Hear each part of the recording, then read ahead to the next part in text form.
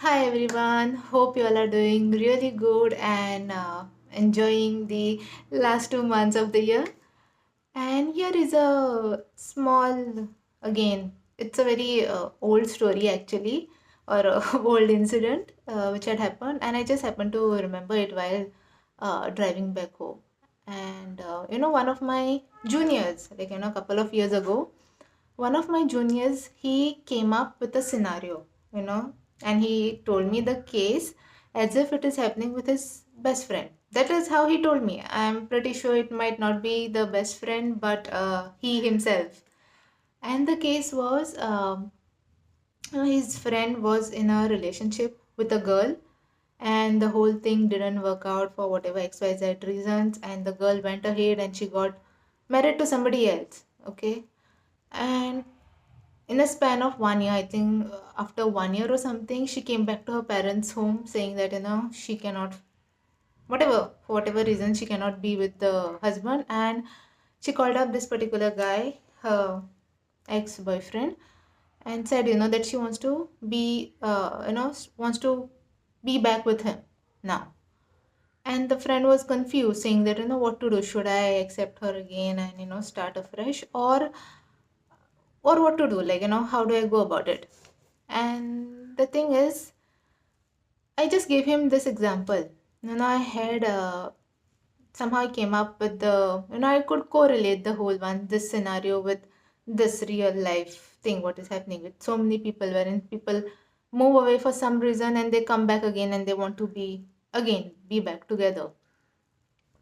Now imagine if you are a person and you had a plan of buying an apartment for yourself and for your family, and for a long time you are keeping an eye on some particular building, or probably a particular builder who is known for building certain type of apartments. They are very whatever fancy, maybe you like the way they do their styling or architecture, whatever, but it is not in your budget. It is out of your budget. And say something happens and one of their constructions failed miserably. Some building collapses. One of their buildings which they had built has now collapsed. Their value in the market has gone down.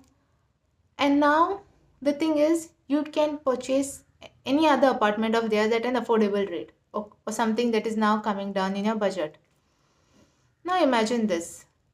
Even if it has come down to a level where you can go ahead and you can purchase it, will you seriously go ahead and in one go purchase a apartment by a builder whose one of the buildings has collapsed recently? And even if you do that, because you really admired and you really wanted an apartment by them, by this particular, say, a builder, even if you start staying in it, and even if everything is going fine, somewhere down in the head, that fear is gonna be there, right? Every time you might, just get this random thoughts that what if even this building collapses? My life is in danger. My family's life could be in danger. Even if nothing of that is ever happening, but still that fear is gonna remain in your head, right? Because it has already happened once. It has happened and it has sort of broken people's trust over that particular builder or that particular construction company. So this is a similar thing, right? If you're gonna trust somebody again, after they have broken your trust and now you're giving the person another chance, probably I feel, again it's a personal opinion, you should check your emotional strength. If the pattern ever repeats again in future, are you emotionally strong enough to take it? And secondly, are you also strong enough to constantly live in this fear that what if he or she, in any case it can be anybody, again betrays me or again cheats on me or again goes away in this same fashion? Can you live with that fear, and can you have that emotional strength that if the whole misfortune happens again, you can take it? Because what happens in such situations, this is especially in the relationship side, it takes a toll on the emotional health of the person. You will feel shit, why did I trust this person again? This person had already broken my trust once. Why did I give the second chance to him or her? Right?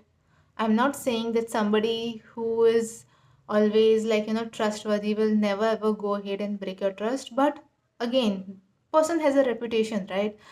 They say trust is like a glass, once broken, you cannot completely fix it again. So this is the thing. This is what I put it across to him. Again, it's a personal choice whether you want to be with the person again, you don't want to be with the person again.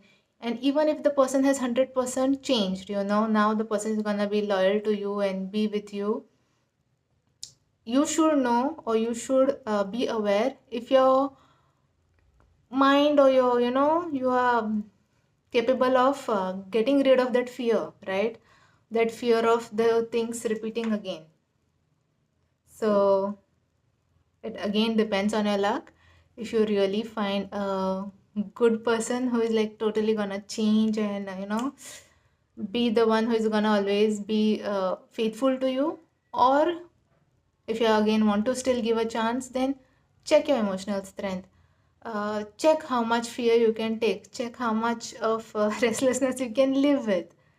Or probably some people are quite mentally also strong enough, and they're also quite chilled out that they can let go of things easily. They might let go of the fear also that this might happen again, or will completely start afresh, a clean on a clean plate. So it depends from person to person. Nobody can comment and say, this is the thing or that is the thing. You have to make a choice for yourself and probably go ahead with it. And again, there is a good and a bad part to everything. Sometimes whatever action that we take it in a mind or with a mindset that everything is gonna go like very smoothly and turn out in a positive way. But at the same time, it's better to be ready for the negative side of it as well. Fingers crossed, hopefully it never happens, but what if it happens? How can I handle it? And am I strong in all the aspects to handle it? Right? I'll leave you all with this for this weekend and see you next weekend. Bye bye.